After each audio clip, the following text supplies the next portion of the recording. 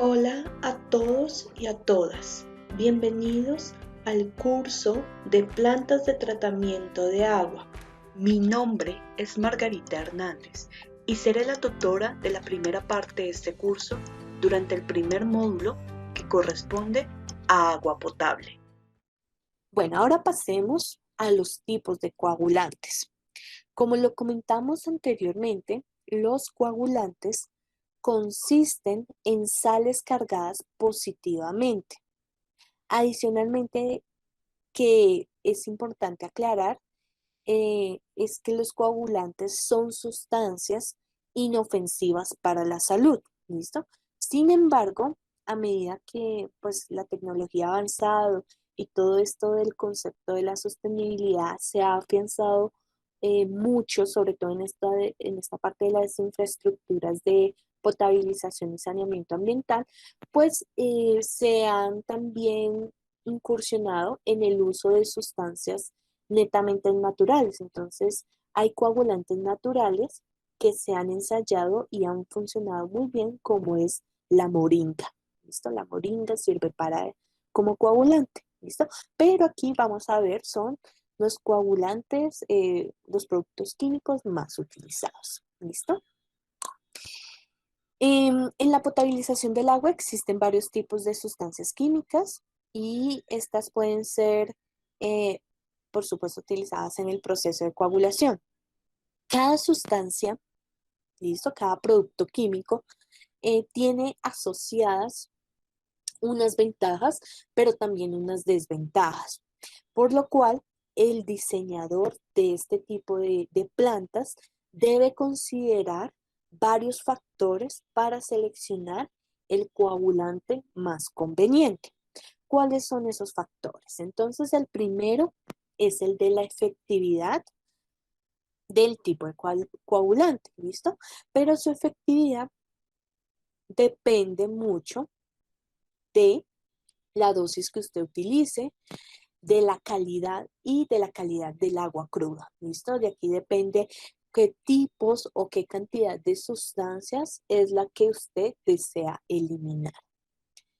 Otro factor importante es el costo, ¿listo? Generalmente los mejores coagulantes, los que tienen mayor efectividad, son los más costosos, pero no necesariamente usted necesitará usar el más costoso o el más eficiente para eh, en un agua que tenga características o que tenga una calidad relativamente aceptable. ¿Listo? Usted puede utilizar un coagulante no tan costoso y puede llegar a cumplir con los parámetros máximos admisibles de la normatividad. ¿Listo? Otro factor importante es la fiabilidad del producto. ¿Listo? Entonces aquí es donde se tienen que hacer muchos estudios de mercado para verificar cuál es el mejor proveedor. Tampoco olvidemos que son productos químicos, entonces estos productos químicos normalmente deben exportarse, perdón, deben importarse. ¿Listo? Entonces hay que estudiar cómo la demora del suministro, porque esta demora depende de muchos factores, como el cobro de aranceles, diversos asuntos internacionales, el tipo de movilización, entre otras cosas. Otro factor importante que se debe tener en cuenta son las consideraciones sobre los lodos. ¿A qué hace referencia esto? Pues básicamente es que, como les he comentado, bueno, esto lo comenté más en el video del tema 2, es que de manera paralela al tratamiento del agua, todas las plantas potabilizadoras tienen un tren de tratamiento para los lodos o los residuos que se generan en el tratamiento del agua. ¿Listo? Entonces, como eso es un anexo a mi sistema de tratamiento, pues entre menos lodos yo genere, pues menos costos de operación y mantenimiento debo considerar, menos espacio, entre otras cosas. ¿Listo? Entonces, lo mejor para mí es generar el mínimo posible de lodo generado por el tratamiento. Y pues hay coagulantes que generan más lodo que otros. Entonces, eso también es una parte que hay que estudiar muy bien para seleccionar el más adecuado. Mm, Otro punto importante es que para elegir el coagulante usted debe estudiar la compatibilidad del producto químico que va a usar con otros procesos de tratamiento posteriores. ¿Listo? Entonces, esto va a hacer más referencia, digamos, a coagulantes derivados del hierro. ¿Listo? Porque generalmente el hierro resulta ser una de las sustancias que uno remueve generalmente del agua. ¿Listo? Entonces, si tú aplicas un coagulante derivado del hierro, pues lo que vas a hacer es agregar hierro al agua. Y si contamos de que puede ser un agua que ya antes tenía concentraciones muy altas de estos iones, pues entonces puede que esto afecte las unidades de tratamiento posteriores. ¿Listo? Entonces hay que mirar muy bien esa parte también. Otro factor importante son los efectos ambientales. Recordemos que para hacer estos coagulantes, estos productos químicos, pues se necesita realizar en diferentes partes del mundo algún tipo de extracción de materias primas para la producción de estas sustancias. Y pues extracción no deja de ser una de las actividades que genera mayores problemas ambientales relacionados con el agotamiento de los recursos abióticos, con la generación de gases de efecto invernadero, entre otros. ¿Listo? Por eso, de hecho, esa es la razón por la que se ha incursionado un poco más al uso de coagulantes naturales. ¿Listo? Y por último, pues también hay que tener en cuenta factores relacionados con la mano de obra, con los equipos que van a dosificar esos coagulantes, el lugar de almacenamiento, las condiciones de almacenamiento de estos productos y la manipulación. Bueno, resulta que hay muchos coagulantes, muchos tipos de coagulantes. Los más utilizados son coagulantes inorgánicos. ¿Listo? Entonces, dentro de este grupo de coagulantes inorgánicos existe una clasificación general. ¿Listo? Podemos encontrar coagulantes derivados del aluminio, coagulantes derivados del hierro, o hidróxido de calcio. Entonces vamos a ir a revisar. Hay muchos, ¿no? Hay unos que están en esta tabla, pero hay muchos más. Lo que pasa es que aquí vamos a discutir los que más se utilizan. ¿Listo? Entonces, uno de los que más se utiliza es el sulfato de aluminio. ¿Listo? ¿Cuál es su ventaja?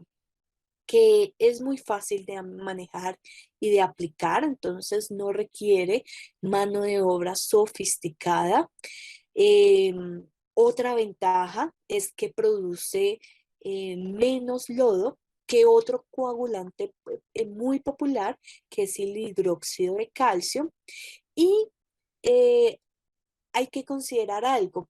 Eh, el sulfato de aluminio suele ser mucho más efectivo cuando el agua cruda, la que yo voy a tratar, tiene un pH que se encuentra entre 6,5 o 7,5. ¿Listo? Entonces, otra vez, el pH. ¿Listo? Cuando les digo que el pH juega un papel importante en la coagulación, es porque este me va a incidir en la efectividad del tratamiento. ¿Listo? Si yo utilizo sulfato de aluminio y el agua cruda que yo voy a tratar tiene un pH de 5, de 5,5, entonces, y le aplico el sulfato, no me va a coagular bien. ¿Listo? Entonces, generalmente cuando esto pasa, se necesita un pretratamiento, o sea, un tratamiento antes de la coagulación, que es el ajuste del pH en el agua. ¿Listo? Desventajas del sulfato de aluminio. Generalmente cuando se usa, pues se agregan sólidos disueltos, pues que obviamente tenemos que remover con unidades de sedimentación o de filtración. ¿Listo? Y otra desventaja es precisamente lo del pH, que a diferencia de otros coagulantes, hay otros coagulantes que funcionan perfectamente en un rango amplio de pH. Este no, este es muy limitado. Tenemos el aluminato de sodio, ¿listo? Que generalmente este se utiliza para un agua, un agua cruda que sea muy dura, ¿listo? Que tenga concentraciones de dureza muy alta. Em, Generalmente cuando tienes esta caracterización, esta calidad del agua y usas aluminato de sodio, la ventaja es que puedes utilizar dosis muy pequeñas, entonces rinde más el coagulante. ¿Cuál es la desventaja? Que puede rendir más, pero es muy costosa. Y lo otro es que su limitada aplicación. ¿Listo? ¿Qué pasaría si la concentración de dureza en el agua que vas a tratar fuera muy variable? Entonces no solamente va a servir para aguas con durezas altas, pero no con durezas bajas. ¿Listo? Tenemos otro que es el cloruro polialuminio, conocido como PAC. ¿Listo? Es un coagulante que no se usa comúnmente. ¿Listo? Tiene la ventaja de que no produce tanto lodo, ¿listo? Entre otras ventajas también muy sobresalientes, y es que generalmente todos los coagulantes que yo utilice en el agua me van a bajar el pH en el agua posteriormente, ¿listo? Entonces, entre más coagulante yo aplique, más ácida me va a quedar el agua, ¿listo? El PAC no produce eso, el PAC no acidifica el agua, entonces esa es una gran ventaja porque después hay tratamientos como la desinfección en donde si yo quiero alcanzar una desinfección eficiente, debo elevar el pH. ¿Listo? Entonces, si ya de por sí anteriormente me baja el pH por el uso de coagulante, pues entonces nuevamente tengo que volver a estabilizar el agua, tengo que volver a, acondicionarla a pHs altos y eso significa agregar un producto químico que me alcalinice el agua. ¿Listo? Entonces, esa es una ventaja. PAC no baja pH. ¿Listo? Otra ventaja es que ayuda a formar flóculos mucho más rápidos, mucho más densos, por lo cual hace que se sedimenten más rápido. Y si se sedimenta, si yo tengo un agua que tiene partículas que se sedimentan muy rápido, pues las dimensiones del sedimentador van a ser relativamente pequeñas a un agua que tenga partículas que no sedimenten rápido. ¿Listo? Entonces, eso también se evidencia en costos, en logística de construcción y entre otras cosas. ¿Listo? Desventaja. No se usa comúnmente es precisamente porque es demasiado costoso. ¿Listo? Más costoso que el aluminato de sodio. Ahora vamos a pasar a los coagulantes que son derivados del hierro. ¿Listo? ¿Cuáles, digamos, cuáles son esos? El primero es el sulfato férrico. ¿Listo? También comúnmente utilizado. ¿Listo? Una ventaja de este es que suele ser muy efectivo en una amplia gama de pHs. O sea, yo puedo coagular a pHs que varíen de 4 a 6 o que sean aguas muy alcalinas como para que tengan un pH de 8.8 a 9.2. ¿Listo? Entonces, esa es una ventaja. ¿Cuál es la desventaja? Pues aparte de que agrega sólidos disueltos al agua, por lo general, cuando yo utilizo este tipo de coagulantes, necesito agregar alcalinidad al agua. ¿Listo? Entonces, agregar alcalinidad o aumentar la alcalinidad en el agua sugiere la adición de un producto químico que a lo mejor no se tenga contemplado inicialmente. ¿Listo? El otro coagulante de este grupo es el cloruro férrico. ¿Listo? También es muy efectivo en una amplia gama de pHs. Yo lo puedo utilizar entre aguas que tengan pHs de 4 a 11 unidades Pero la desventaja es que usualmente consume el doble de alcalinidad que otro tipo de coagulantes. Entonces, ahí pues está la desventaja que ya hemos discutido anteriormente. ¿Listo? Está el sulfato ferroso, ¿listo? Que tiene una ventaja muy interesante. No es sensible al pH, es decir, yo puedo utilizar cualquier agua a cualquier valor de pH y no se va a ver afectada la eficiencia del proceso de coagulación. ¿Listo? Y pues la desventaja, personalmente considero que no es muy grave, ¿listo?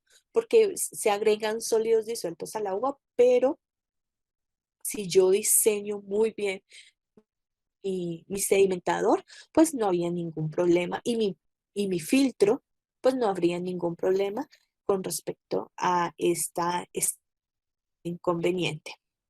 Y el último coagulante muy utilizado es el hidróxido de calcio, ¿listo?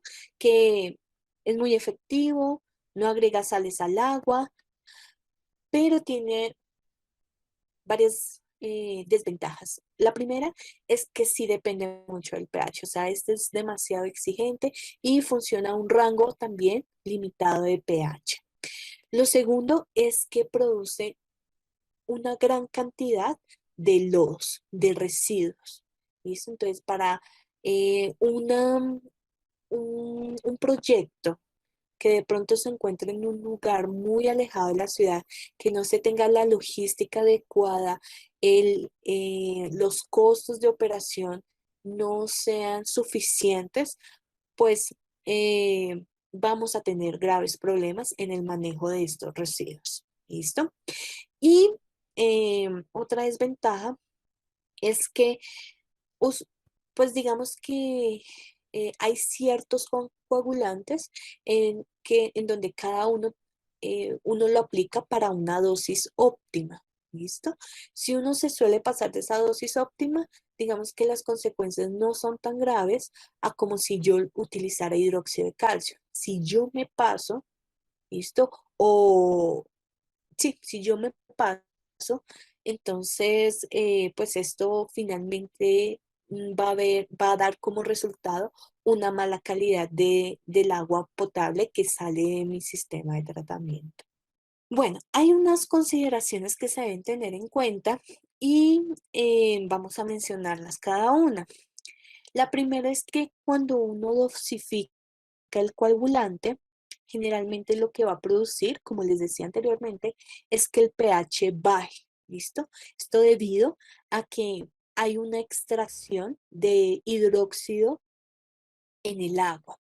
Es por eso el agua se torna ácida por la aplicación del coagulante. Otra consideración que ustedes deben tener en cuenta es que todos los coagulantes, con excepción del aluminato de sodio, em, pues son sales ácidas. ¿Listo? Generalmente se tratan de sales ácidas que adicionan o más bien producen la reducción del pH del agua tratada. ¿Listo? Y resulta que dependiendo del pH con que llegue el agua y su concentración de alcalinidad, puede llegar a ser necesario utilizar cal o soda cáustica para contrarrestar esa depresión de pH. ¿Listo? Que puede causar el coagulante en el agua. Esto es muy importante porque el pH generalmente puede llegar a afectar la carga superficial de las partículas y la misma precipitación de los flóculos durante la coagulación. ¿Listo? Entonces, si no hay un pH adecuado, no solamente me va a afectar en el uso de un producto adicional, sino que también puede afectar la sedimentación de estos flóculos. Otra consideración es que el coagulante que usualmente se suele utilizar em, es el sulfato de aluminio. Ese también es conocido como alumbre. ¿Listo? Pero entonces uno puede utilizar alumbre en estado seco ¿Listo? Y este alumbre seco está disponible en varios grados, pero el contenido mínimo de aluminio en estado seco, si no estoy mal, es casi como el 17%. Y también yo puedo encontrar alumbre líquido, ¿listo? Que se encuentra en una solución y está aproximadamente esa solución, si no estoy mal, el 49-50%. ¿Listo? Esto es muy importante también, estas concentraciones de, de aluminio en nuestro coagulante, porque de esa manera es como, o sea, teniendo estos datos, yo puedo calcular cuánta alcalinidad se me va, cuánta dosis de coagulante se me va también. Entonces, esos datos son importantes. Por último, no, por último no. Otro factor importante o otra consideración que se debe tener en cuenta es la influencia del pH, ¿listo? O sea, hemos dicho que la incidencia del pH es supremamente importante y esto es porque con pHs bajos se forman generalmente iones cargados positivamente y a pHs neutros generalmente se forman hidróxidos cuando se utilizan coagulantes férricos. ¿Listo? Entonces, también el pH puede darme idea de qué tipo de sustancias o de subproductos de la coagulación se pueden formar. Bueno, otra consideración que se debe tener en cuenta es que a veces se suelen solidificar polímeros adicionales, conocidos comúnmente como coayudantes floculantes, y estos me van a ayudar a hacer que los flóculos sean más grandes y más fuertes. Y eso me va a ayudar finalmente a que sedimenten más rápido. Gracias por haber llegado al final de este video. Ojalá les haya gustado el contenido de este y hayan podido encontrar información útil no solo para este curso, sino también para su vida profesional. No olviden seguir consultando la biblioteca del curso y demás material de apoyo que se encuentra en el aula virtual. ¡Nos vemos!